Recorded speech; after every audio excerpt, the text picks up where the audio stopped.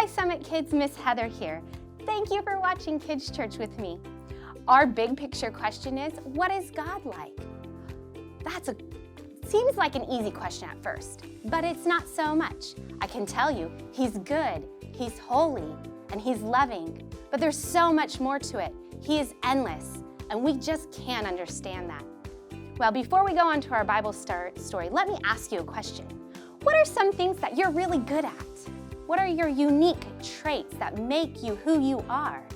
Well, for me, I like to teach, I like to organize things. I love to cook in the kitchen. That makes me me. Well, today we're gonna find out what makes God more unique, what sets Him apart from everything else. I can't wait for you to see.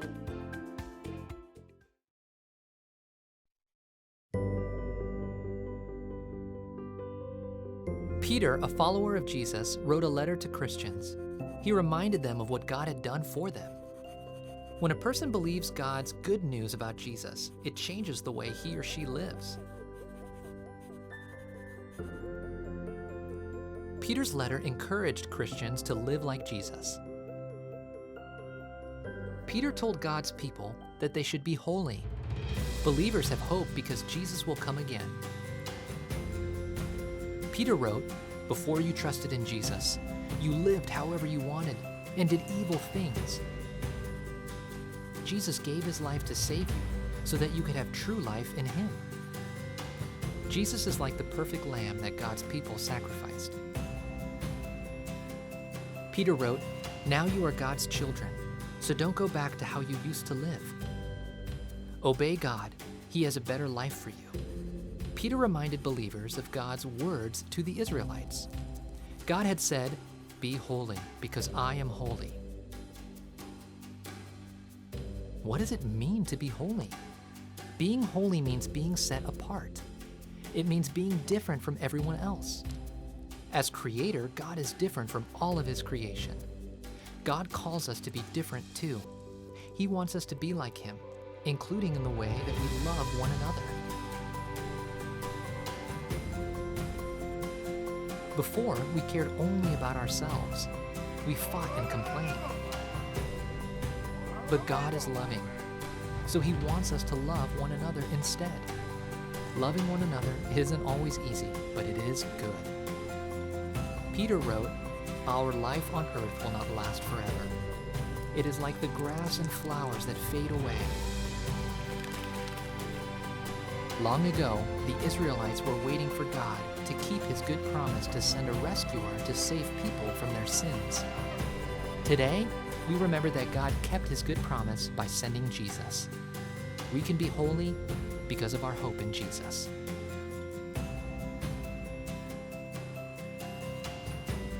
No one is like God. God is holy, good, and loving. Jesus shows us what God is like and gives us hope. God can make us more like Jesus. We can trust Him and live joyfully for Him.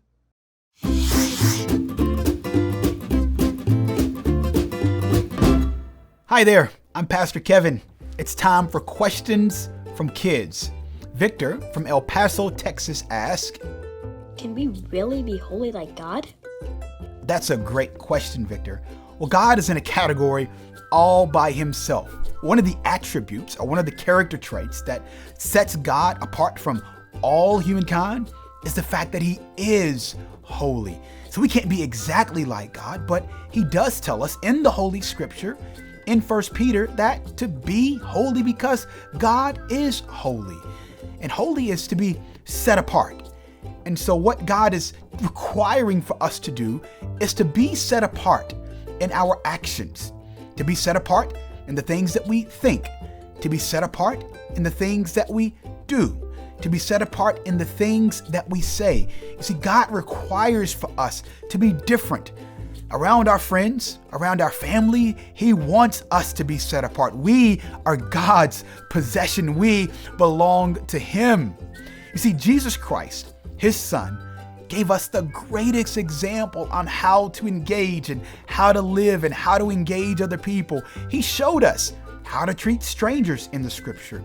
God showed us, even through his son, Jesus Christ, even how to respond to our enemies. God showed us in the scripture through his son, Jesus Christ, on how to treat widows and how to treat orphans and how to share the gospel. He gives us a great example on how to be holy. So if we read the scripture, we read of Jesus Christ, we read of ways to be holy. It's a requirement for Christians to live a life that is holy unto God. We ought to strive every single day to be just like Jesus. So I want you to think about, how does knowing Jesus change the way you live? How might others recognize if you are a Christian?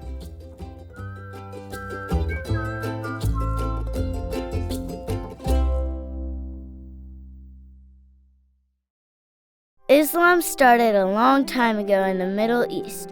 Followers of this religion are called Muslims. Now, Muslims live all over the world. They are our neighbors and friends. Knowing what they believe can help us share the truth of the gospel with them. In the 6th century, a man named Muhammad created Islam. Muslims follow his teachings that were written down in a book called the Quran. The word Islam means submission, another word for obey. Muslims believe obeying rules will save them. Here are 5 prayers for Muslims. 1. Thank God for Muslim friends and neighbors. 2. Pray Muslims will submit to the one true God. 3. Pray Muslims will hear the truth of the gospel.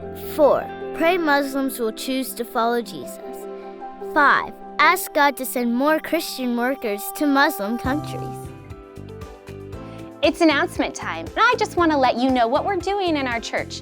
We are having a ministry fair, and what that is an opportunity for people to sign up to be servers in our church, volunteers. Did you know that Jesus came to serve us? And we should be like him, right? So I want you to keep in mind how you like to serve our church. Well, our time together is over, kids. I hope you have an awesome week. Bye.